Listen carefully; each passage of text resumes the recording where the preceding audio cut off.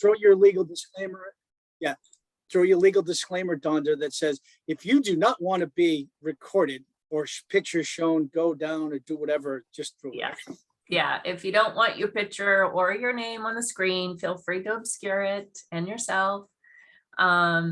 I will probably do that here just a moment, just so I can focus on the actual presentation. So hello, everyone. I am Donda Young. I'm here to present today on elevating your resume. I'm not going to go through anything on my bio. If you want to look me up on LinkedIn. But what I do want to start off with today is I had the pleasure, I'll call it that. I had the pleasure of working with a resume coach. That effort, though extremely challenging for me personally, and it may not be for other folks, but for me, it was challenging because my resume, unbeknownst to me, really was not as elevated as it really could have been. I had to work my butt off with this resume coach because they're coaches, they're not doers. They don't rewrite it for you. They can make suggestions to elevate your resume and different statements here and there, but it's really you figuring out what it is that you've done for accomplishments and trying to articulate that. Like, how do I write about myself? I'm great about giving kudos to everybody else, but I am terrible about it when it comes to myself. So try and separate yourself a little bit. Try and put yourself in two different shoes that you wear. One, your personal self, and one, your professional self. And the personal self has to talk about the professional self, that other you. And that helped me a little bit. It was, as I said, it was a little grueling for me because I had to rethink about myself and really, how can I word this that shows some emphasis of who I am and what I've done and what I've accomplished. So whether you can have a resume coach in your life or not, I was blessed to have it, but I'll tell you, man, it was challenging for me. So if you have a friend that does this, like I will offer up, I will help anybody that wants it to review or give you a couple of tips here and there kind of thing. Happy to do that. So know that there are colleagues on this call. There are colleagues that you already, you're in touch with on a daily basis or whatnot. They may be able to review and help. And I'll reiterate this at the end too. So I'm going to go ahead and start sharing my screen and start the presentation. I can make sure that I'm picking the right one. There we go. And we're going to go in presentation mode, I think. There we go. Perfect. Hey, Meg, I'd also, if you could put I just did. Okay, thank you. I just saw your message. All right, guys. So resumes, they're about you. They're not for you. That was one of the big things. Like I was trying to write it for me, but it's not for me. It's for a hiring manager or a recruiter. And you have to be as concise and clear and very focused and truthful about yourself. Don't obscure yourself in a way that your resume doesn't sound like you. Be you, because if you're not you, then you're not going to be happy wherever you go. So make sure that your truth, your you comes through in your resume. Your resume's goal. You want to get that interview. That's your target. But you want to hook them based off of the reader's interest. What did that job opportunity out there on LinkedIn, for example, state? what are those points in that that you can resonate with and develop your resume in a way that's catering to that particular job opportunity. So there are some building blocks that I've learned as part of working with the resume coach. They called it something else. I've done something different with it. I call it my own thing. Assert yourself. Tell them who you are with headers and your summary. Then gather and assemble your experiences and your accomplishments. Then you're going to elevate even more from that. What other wow factors can you incorporate into your resume that's going to get you noticed? Those 3 building blocks have different things within them, and we'll talk about those different aspects so that hopefully when you go away today, it will allow you the opportunity to take a fresh set of eyes to your resume and start thinking about how you can rebuild it to get noticed. And that's what this is about. Your resume is your brand. You have to get noticed out there. If you're looking for another job, you've lost your job, you're a student, and you may not have a lot of job experience in a particular field yet, but you may have some volunteer work that you've done at school, student leadership. You may have been on multiple different committees within your college. Those things are important. It shows that you're trying to advance and elevate yourself and gain further experience. Just because you didn't have a job in college, or even if you're a high school kid, and you focused on your studies, well, what did you accomplish during those studies? What, what great things did you do? Were you part of student body? Were you part of Glee Club, or what other clubs that might be out there? So when I talk about the resume building, there are multiple different resumes. There's, introductory, there's an intermediate, there's a professional.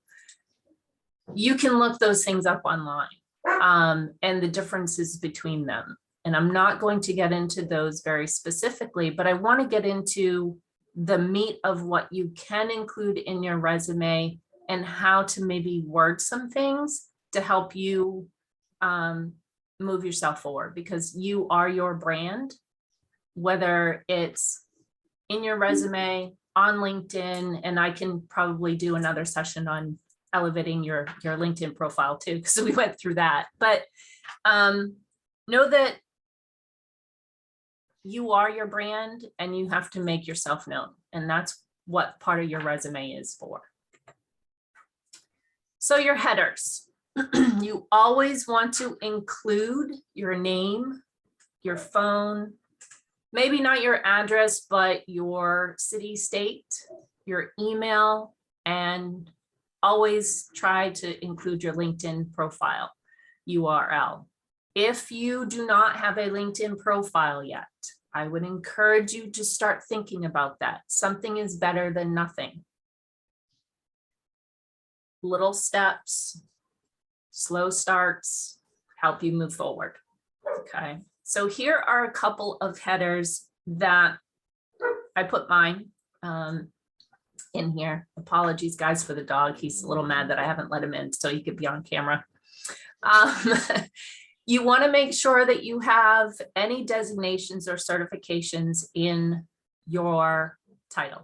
Okay, this is you asserting yourself of what you've accomplished. Okay, if you go by your middle name, make sure that your first initial, then your middle name, and your last name is designated. That way your initials will still come up as part of the search. There are things that recruiters and managers use that help them cull through resumes online. It's actually an AI kind of thing. So We won't get into too many details around that, but you definitely want to include your educational degrees as long as these things are relevant to the job you're going towards. And I know I might have said that a couple of times. You don't have one resume. You have multiple resumes because there are multiple jobs that you're going for. Maybe they're all very similar, but each company is going to ask for something different. Cater to those differences. Rename when you finish it, rename it based off of the company that you are putting that particular resume forward to. But always have a master resume. Always, always keep that up to date. Okay. Again, phone number, address. A lot of times, based off of the feedback I received, it's more city, state than it is your full address. Okay.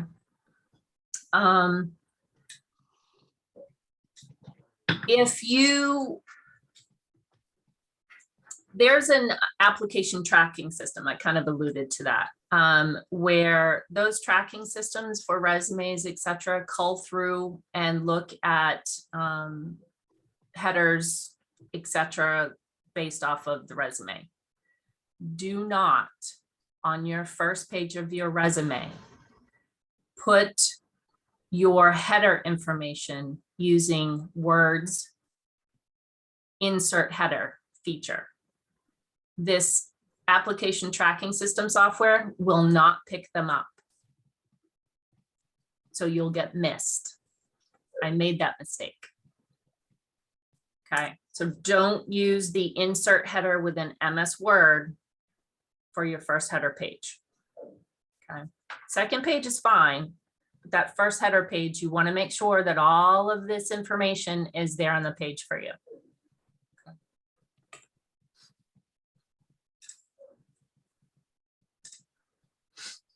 Your summary and branding statements. These are a couple of components of those building blocks. Your branding statement is a bold statement about who you are. I'm a resourceful event planner. This is just an example that I found out there. Okay. Mine would probably say something like tenacious information governance professional. Use something that, again, will hook the reader's eye. You also want to assert yourself in a short summary of your hard and soft skills, which support you, support your brand, and speak to your expertise for the role, again, that you are applying for. Talk about some of those key aspects that you feel you're confident in, those things that you have done, your strengths, definitely cater to those. And then you want to also try and include some key competencies in your resume. Now, these can be listed if you have, if you've been around a while and you know that you have quite a few of those competencies. Again, you don't have to list the 30, but cater it to, again, the job that you're applying for. That way it's narrowed down, and in an interview, you can broaden that list even more, okay? So your branding statement and your summary are to back up. Well, your summary is to back up your branding statement. What is it that this tells me?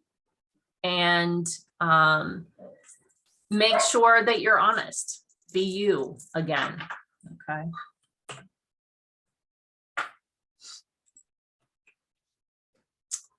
A few example summaries that I've pulled. One is from a current professional in the industry. This gives everyone a little bit of an idea of what that could look like.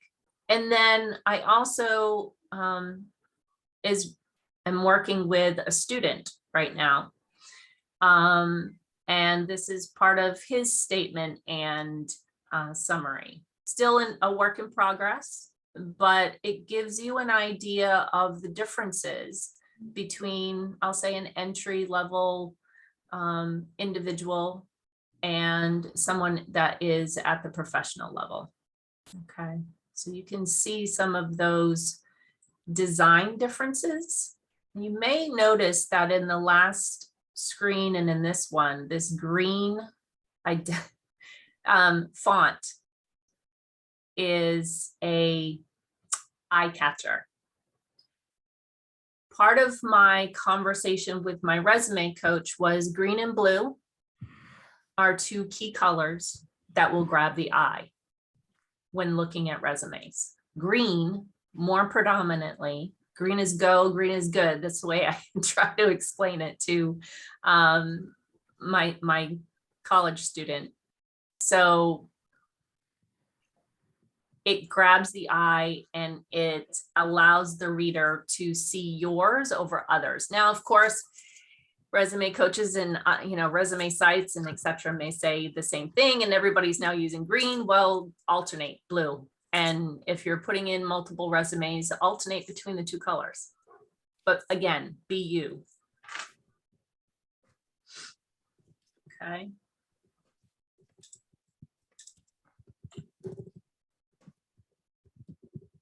Your next piece is of the building blocks is assembling yourself, your experience, your accomplishments. Now, what I did is I actually just made myself a list. What are the things that I did? Yes, I had some of those things in an old resume, and you will get to see what that old resume looks like versus my new resume. To give you an idea of how vastly different it has grown and changed. You definitely want to put your experiences. Your must-haves are your company name of where you've worked and or where you have volunteered. Okay, if you're a student, whether that's at college or, coming on to support ARMA, for example, that is an opportunity as well. The location, the years at the job or in the volunteer role, the title you held, even if it's just a committee member, if you're a student or etc., and the years or time frame that you're in that position. Your job scope. Define your roles and responsibilities. Each statement should begin with an action verb, and we'll kind of go into that a little bit deeper here. Then your accomplishments. Examples of how and when you used your expertise and strengths, proving what you stated in your summary that we talked about earlier. Okay, you want a strong summary statement to say, here's what I am, be bold, assert yourself, and then your accomplishments and your are the things that you did to back up and support that summary. Okay, include an action and a result. So your actions are showcasing your strength and expertise, and then your result is showcasing the impact or contribution you made. And I'm going to give you a couple examples of what that is. I am going to pause here just for a moment. I'm going to ask if anyone has any questions about what we've talked about thus far.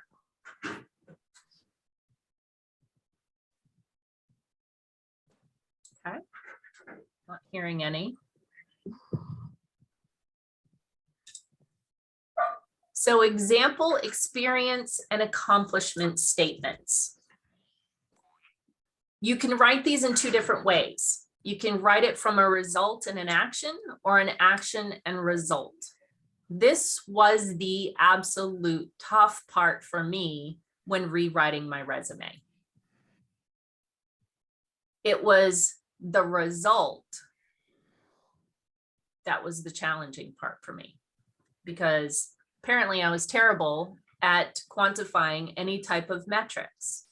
You want to have examples of things and metric numerical things to include in your in your resume are really great to have, such as reduce corporate expenditures by 20% by consolidating 27 offsite storage vendor accounts into a single national contract.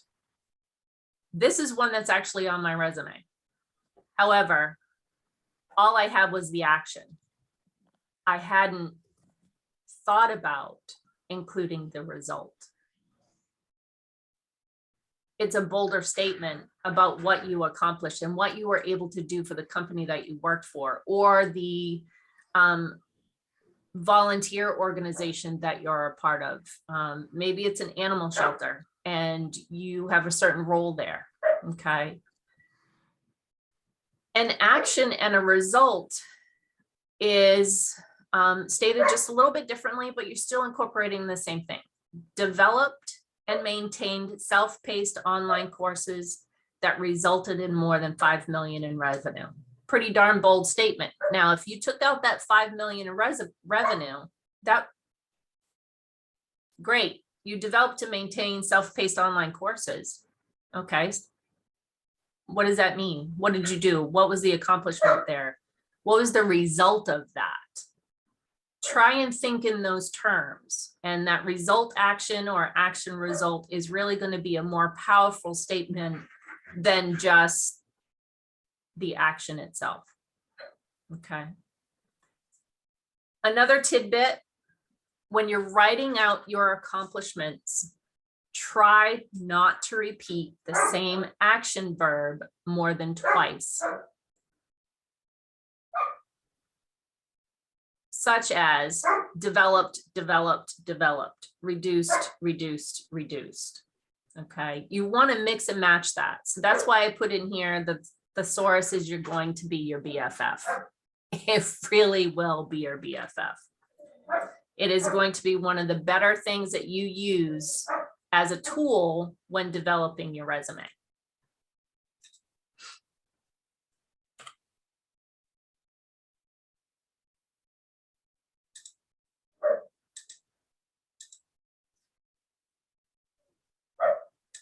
Sorry guys for the dog in the background. Apologies, he's a little mad.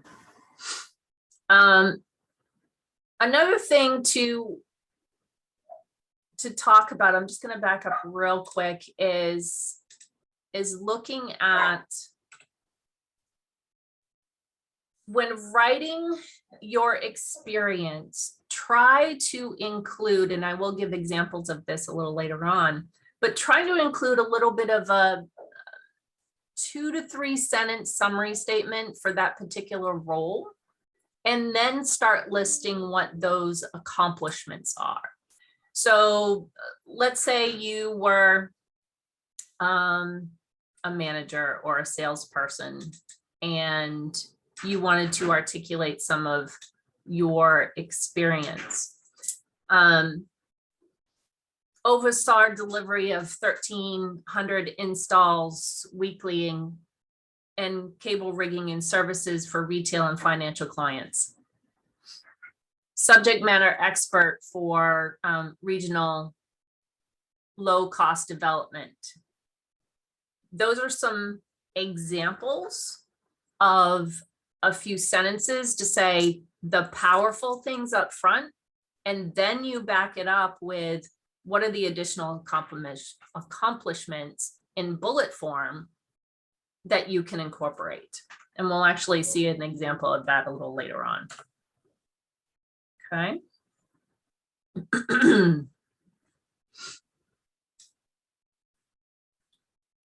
Some of the brainstorming things to come up with your accomplishments. Think of the what, the when,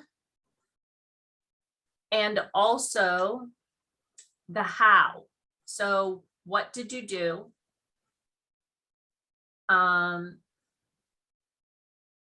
What problem did you identify or solve? Did you earn any recognitions or receive any awards for certain things? Well, how did you necessarily improve a process or reduced errors in a system or in a process? Think about the what, when, and hows to try and come up with your accomplishments. Okay. This will help with that action result piece.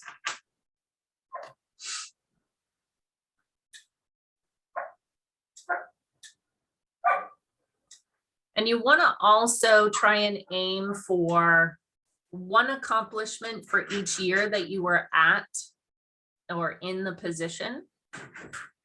Definitely focus on your actions. Try to be less passive or vague. Don't say responsible for, worked with. Be more bold when you're writing those action and result statements.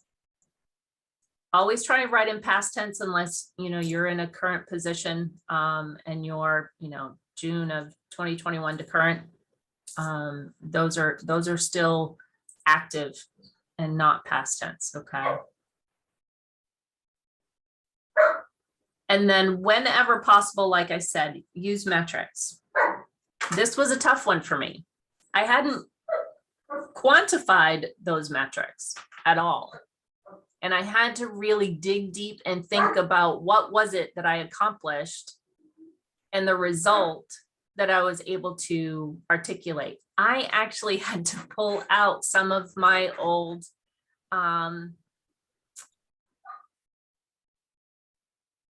performance reviews, maybe some of the client and or peer reviews or feedback received to help me write these accomplishments.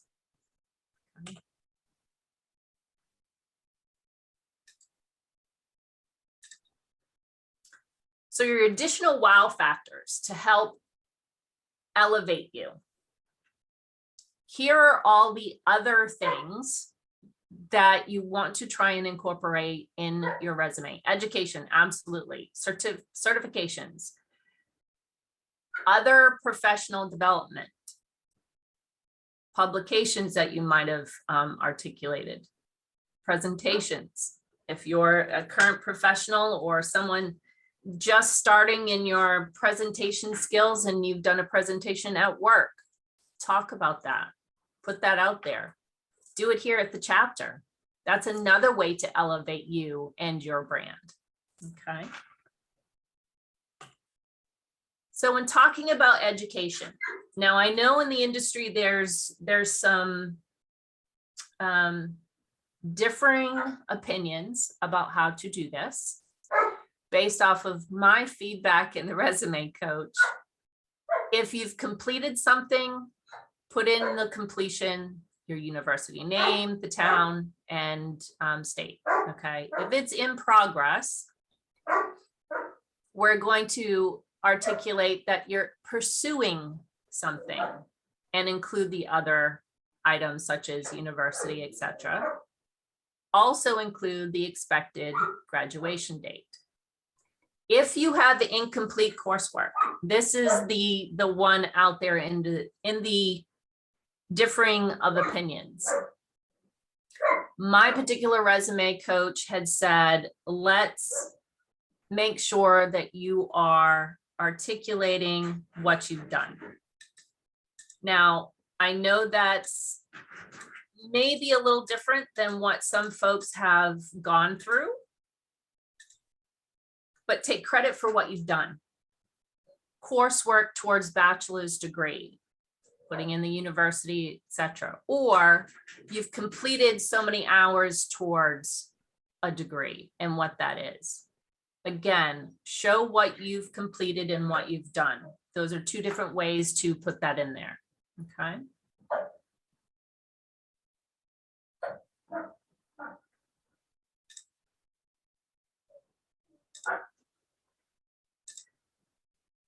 Example of including your certifications or professional development, okay? Here are a few on the screen. Some of this may resonate with quite a few of you, but if you're a student, again, you may have accomplished something within one of your job responsibilities, your particular volunteer opportunities, and they may have provided you with some sort of leadership development or other type of development. So don't exclude that from your resume. Definitely make sure you're including those things.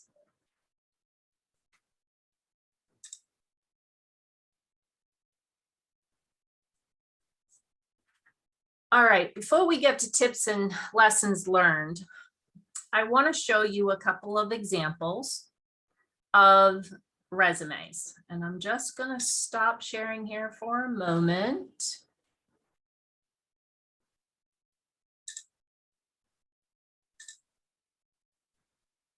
And I'm going to pull up what I hope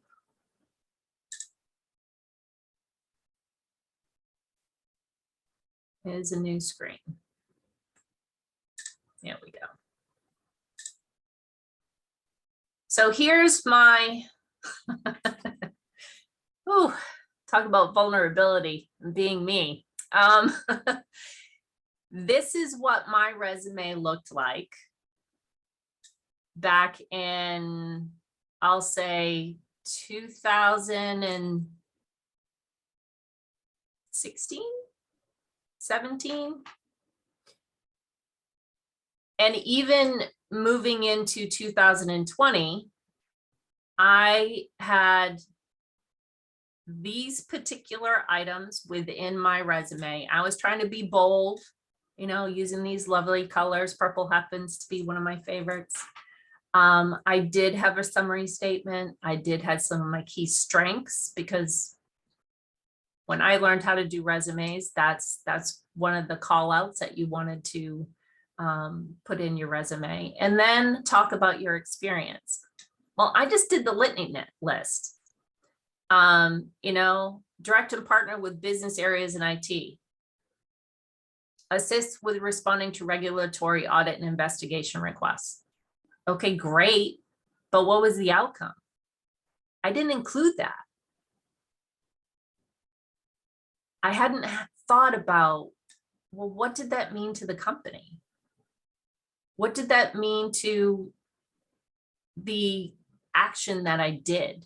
What was the outcome of that that made that particular item so notable that I should include this on my list of accomplishments? It's not the job responsibilities. And that's what this was. This was some of the job responsibilities that I had that I just plopped it in a resume. Hey, I'm good. No, I wasn't good. I wasn't as elevated as I could have been, because I really didn't know how best to talk about myself. Even when it came to annual reviews, I put the litany list of things in there, but I didn't really talk about the accomplishments. And I probably should have, hindsight 2020.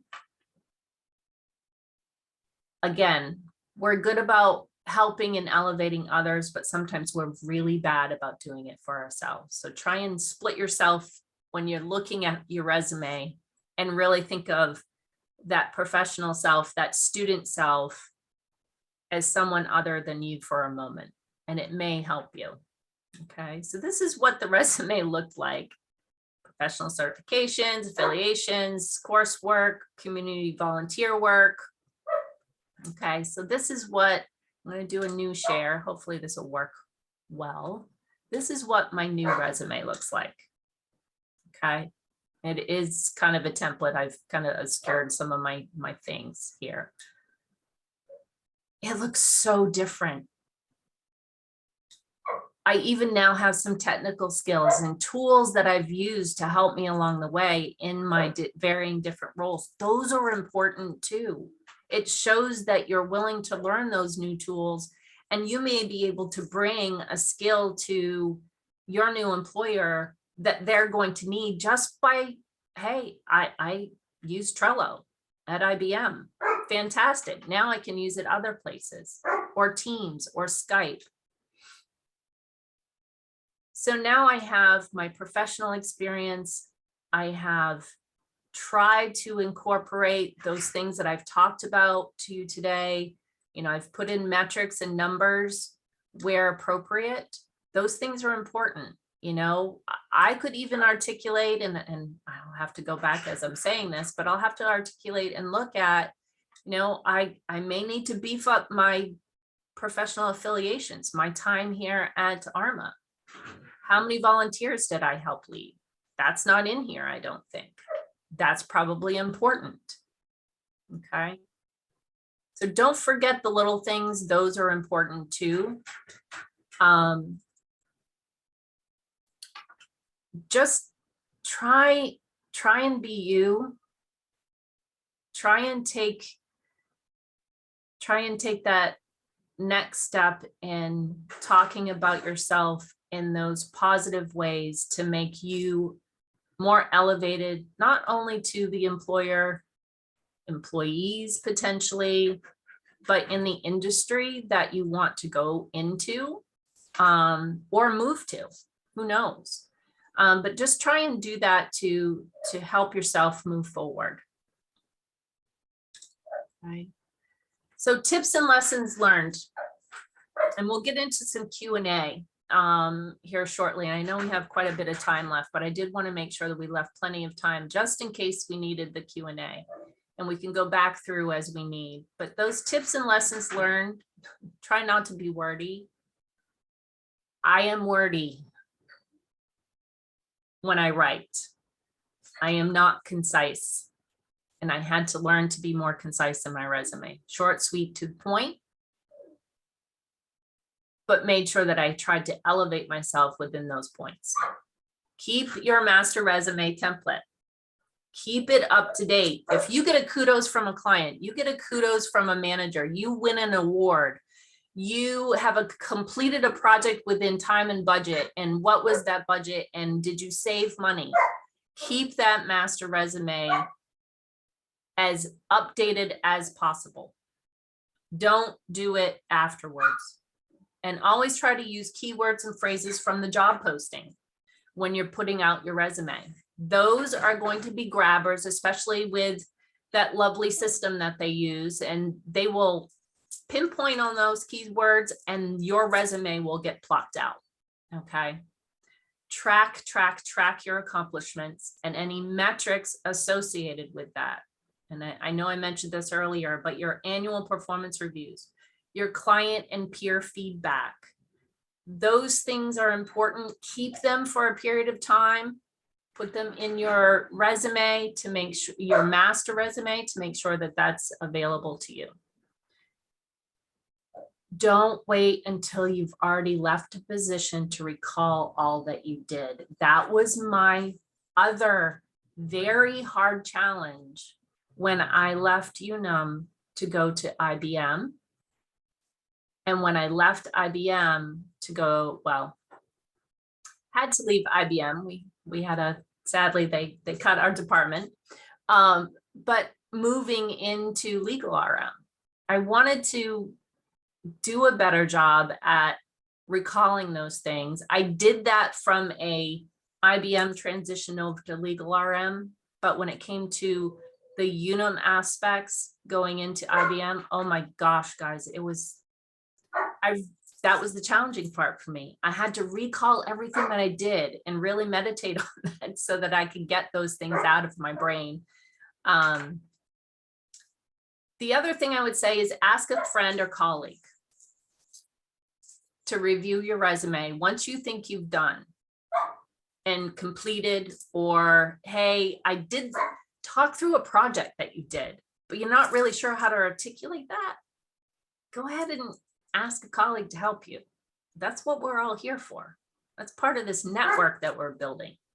It's not just this records management IG stuff, but it's this stuff too. And that's why I wanted to bring this opportunity to you guys from my lessons learned, because if I took one nugget out of that coaching opportunity, then I'm able to pass it on, then that's what I want to do. So I know we have quite a bit of time left. I'm Hey, going to Donna, go. you've got some comments in the chat too. I do? And Okay. I Thank think you. Angel's got his hand raised, so I'm sure he Okay. wants to ask a question as well. Angel, I think you can come off mute and ask your question if you'd Yeah. like. Yeah, I can't see you guys when I'm presenting, so I know that. I apologies know if that. I missed something. I didn't want to derail you. No worries, no Hey, Angel. worries. Yeah, thank you, Mark and Donda. Great presentation. I was just wondering, with your talk about master resumes. I keep an assortment of resumes, but really like just going back to prior versions. So I have one that has a photo on it, and Mm. others that don't. And I know that like for government positions, you can't put like a photo on it. So I was wondering what your thoughts are on kind of having these different resumes. Like right now, I've got a least that I have to put a certain, I only have a certain number of miles that I can put on. I've got a beater that I can drive into the ground, but probably not good to show off. So is that a good approach with resumes, that you have like an assortment of resumes? Yeah, so my resume coach definitely suggested that you have a master, but then you're definitely going to have a different resume for each job type that you may want to move forward with. Now, whether that's something you've already presented out to an employer or a potential employer, or you're just gearing up for, okay, I'm in the insurance industry, but also in banking, you will have two different resumes there. And if you want to have multiple masters for the different industries, that may also be an opportunity for you to keep track of things. Oh, and just one other thing. I noticed, I just turned on my little video light. So a lot of my interviews since the pandemic have been poorly lit, but I found that when I got this deal, it really helped. You look like you're being interrogated, Angel. No, nothing.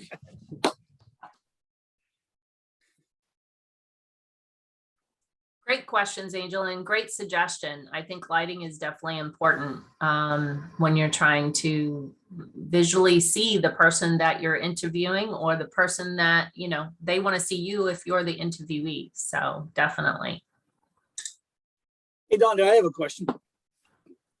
This comes home or close to home, but it's also something everyone is dealing with. So when you have interviews virtually, like we all have had, right? And by the way, I don't think that's stopping. I think you'll see that a lot more going down the road. How do you handle the distractions in your home, i.e. a dog? And I love your dog, you know that. By the way, this happens for everyone. You know, people walking in the background. You know, Donda knows my wife, my printer's right here. She has to walk by me sometimes. And if I don't have the screen on, people see her. How was that handled? And did your coach say anything about that?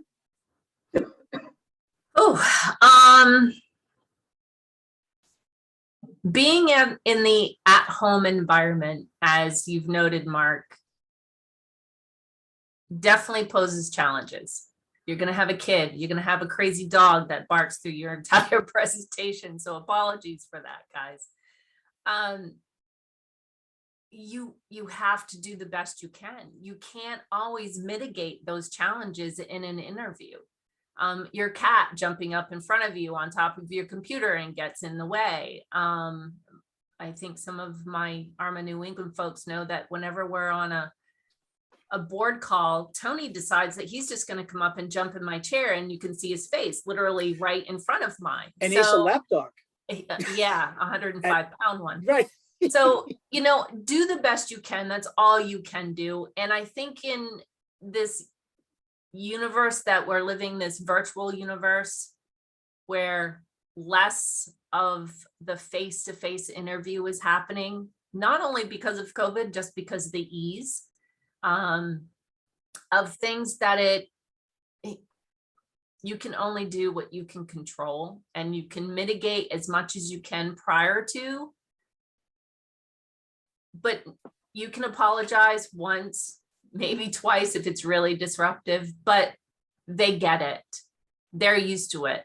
Now, if you're going for, I would say, a call center job and you've got Tony in the background constantly yelling, that may not be a good thing, because that could happen during your client calls. So, you know, put them in the basement next time is my suggestion. Any other questions or comments? There was a good one in from GNO ARMA on the chat. You may want to look at and comment on.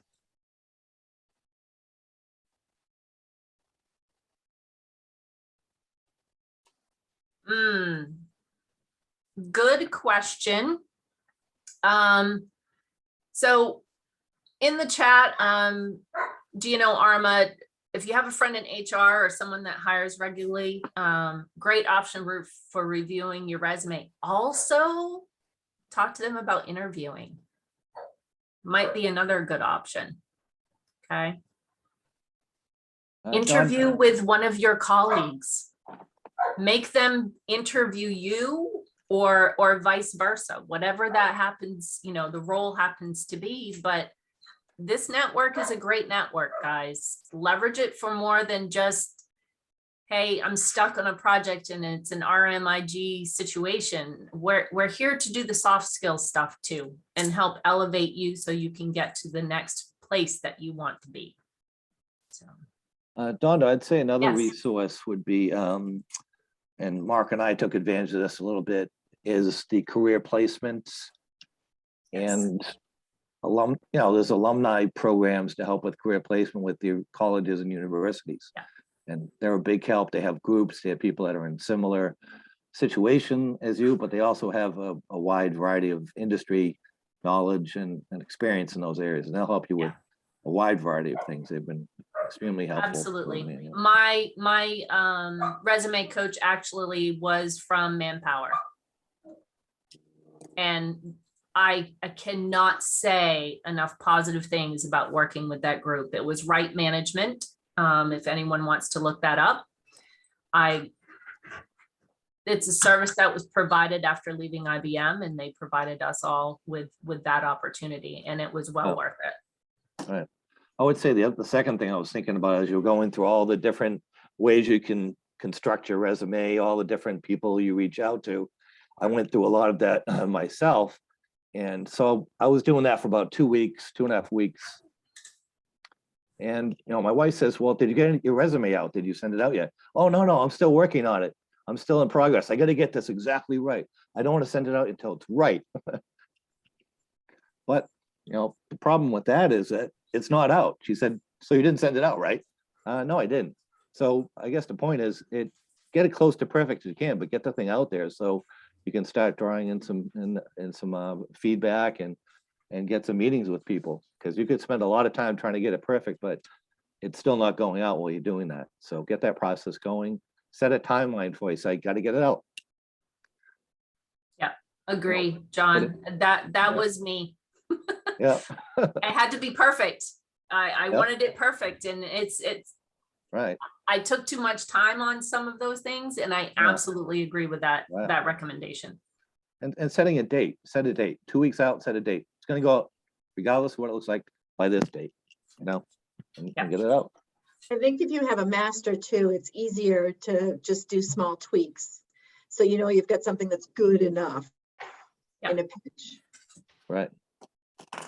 The other thing I did, Don, on the lines of a master, so I was bonded and I needed to have every single job I ever had. I worked at Burger Chef for 3 days when I was 16, and they were like, why is this missing?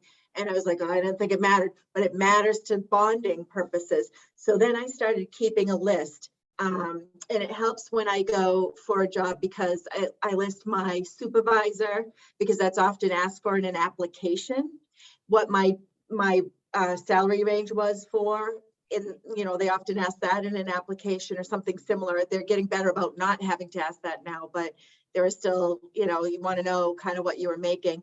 And so I just keep it. And I also keep kind of that master with the statistics and what I did in there and some bullet points so I can pull them out easier. And I've already got the wording worked out. It was a lot to put together, but then once that happened when I was in my mid-20s. So since then, I've just always kept it up, and it's so much easier than trying to remember, oh, who was my boss then? What was the, especially the way people change jobs now. So I highly recommend that. Yeah, agree. Definitely. Good idea, Heidi. There are a couple other questions.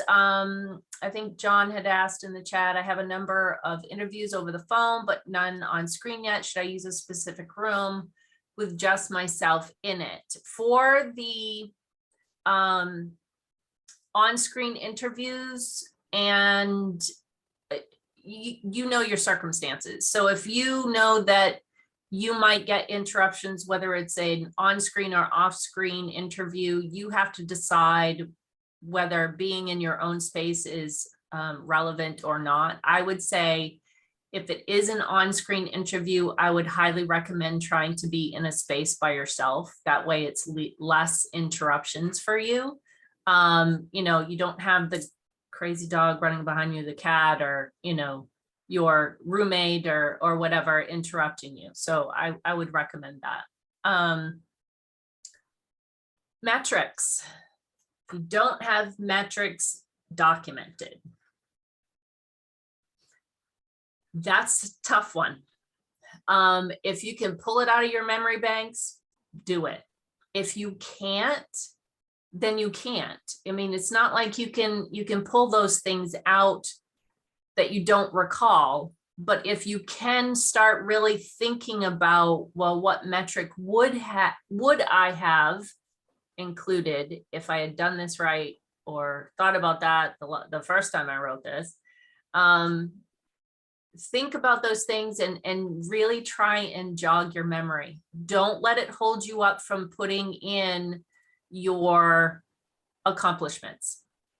You can put in an action, you can put in a result, but if you don't have the metric, it's okay. It's good to really show metrics. It shows, I worked with a client and did project management work, and that particular, we were within budget, and the budget was XYZ for that particular client. It's good to have those things. So I would say if you don't recall or have those now, think about what they're going to be as you move forward in your projects, as you move forward in your job responsibilities, what those metrics can be, and start writing them down for yourself. I found helpful too is to use percentages. So if you don't have an exact number, Yes. use a percentage, say, and you can estimate that, say, okay, 20%, an estimated 20%. That way you don't have to come up with an exact dollar figure or a number that way. I would think on the background, again, back to that, I think you can use that to your advantage to, show off your personality. You might have a picture behind you or a palm tree, and it might develop a conversation that you might not otherwise have. So think about what's behind you and how that you can use that to your advantage, And doggy, doggy, sorry. John, are you saying that because you have a palm tree behind you? No, do I have a palm tree behind me? No, I don't. I could. You could. You're in Florida. Maybe I could, and maybe I could.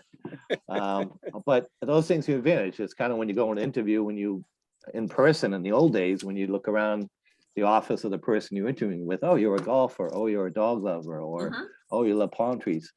Think of things that you can use to your advantage.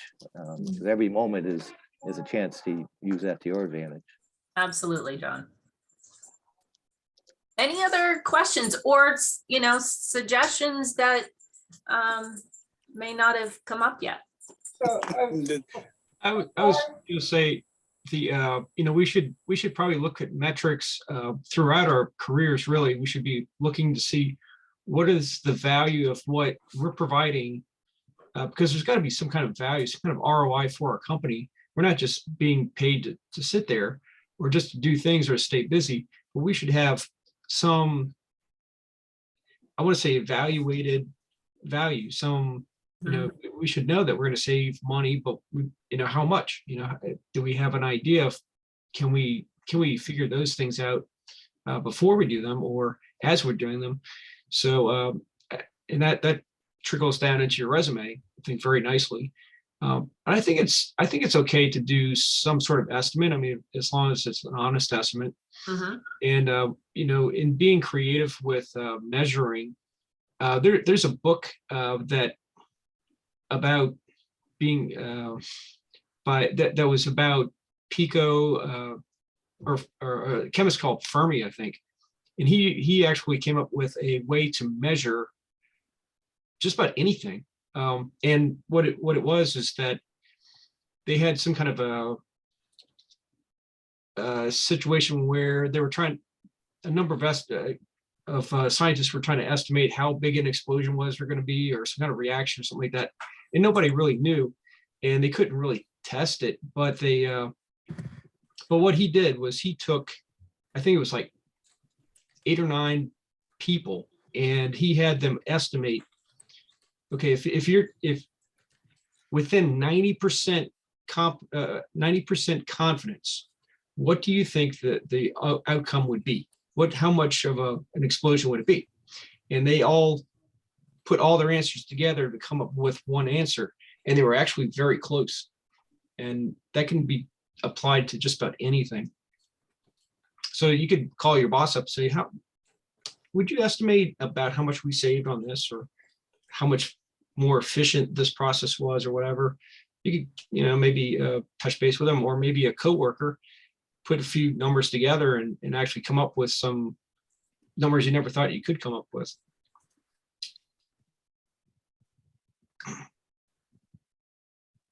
Hey, Don, Oh, just a great time check. suggestions. Thank you. We got about 5 after. I'm good, but just for, time check. Angel, I see your hand is up. Do you have a comment or a question? Yes. So the comment was on metrics. So metrics has always been on my mind, and I always go with the idea that, like you do, that resumes need to continually be updated and improved. But for me, some metrics are hard.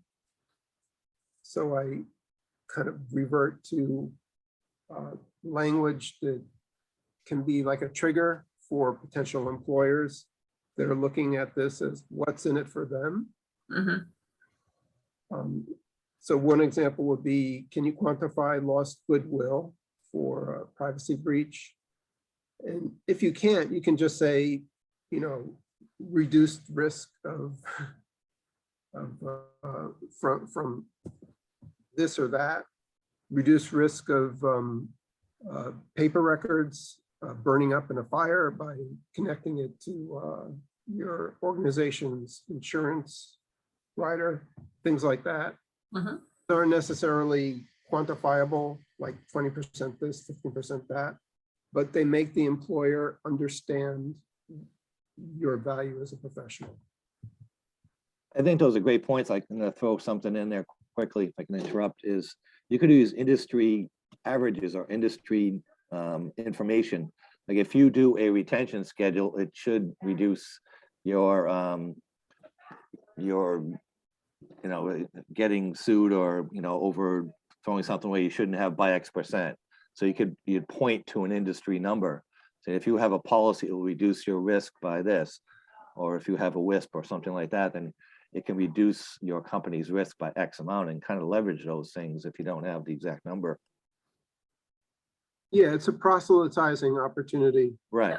Yeah, I said it longer. As I do. So there are quite a few other folks on the call. Any questions or advice you guys would like to offer? We're still recording, so all of this is great stuff for other folks to hear, either the Q&A or the suggestions that you're pointing out. And thank you all that have contributed. Thank you, really, because this is, yes, I presented, but this is a community, and I'm glad you've all contributed to add. I've even learned some new things from you guys, so thank you for that. Thank you. I would say what to Angel.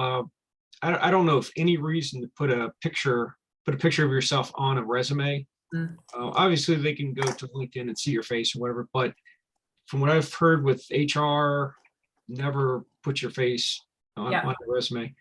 And another thing, I was wondering how big of a disadvantage do you have when you're applying for a job that's remote?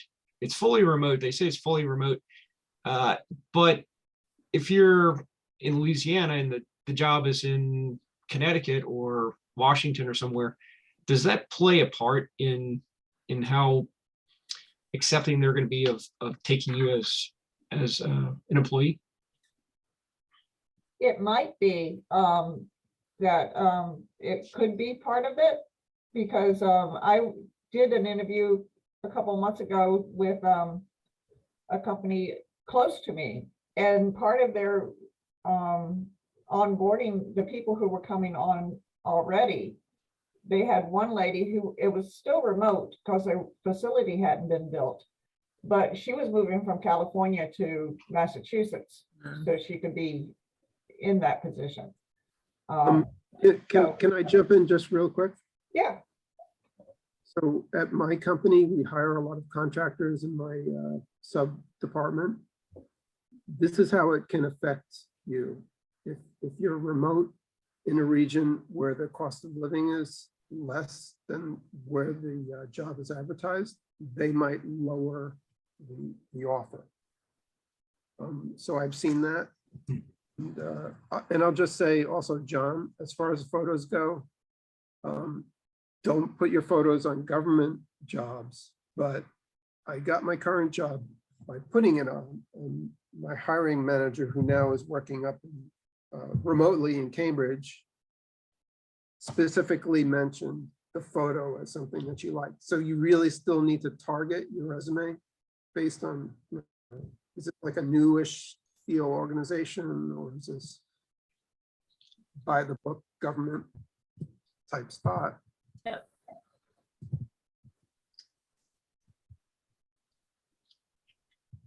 Absolutely, Melissa. That's why I said at the end of my little tips, have a friend review your resume.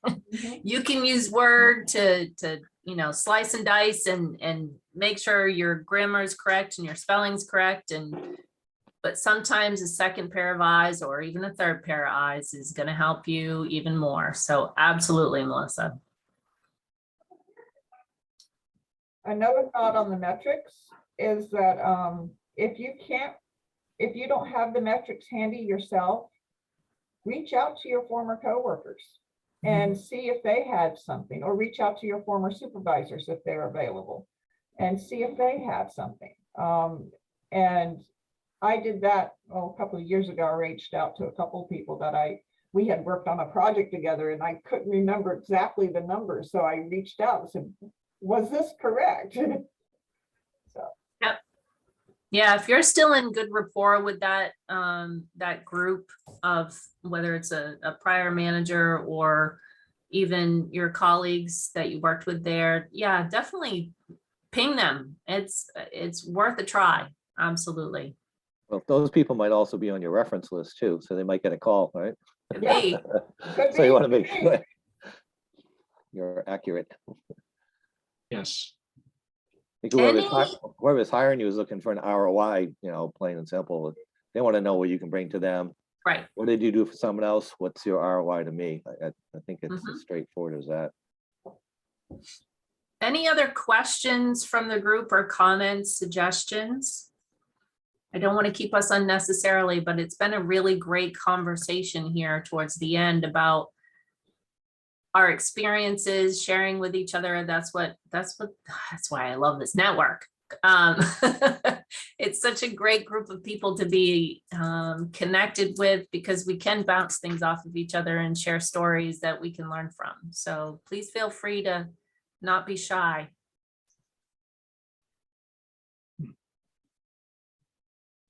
All right, guys, I don't see anyone chiming in. If you are on mute and you really want to chime in, please do so or put it in the chat. I'd love to hear your feedback, as well as any additional comments. But if we don't have any, I will give folks time back on your calendars. We will try and get this recording available to you folks and get that sent out, hopefully no later than end of day tomorrow.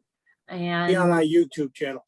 yes, and for those folks that follow our YouTube channel, we can certainly post it up there as well. So thank you all again for joining. Thank you for the awesome contributions and the questions that you've presented here. It's certainly a group of excellent individuals to be a part of. So I thank you all again for that. And I hope you have a great rest of your week.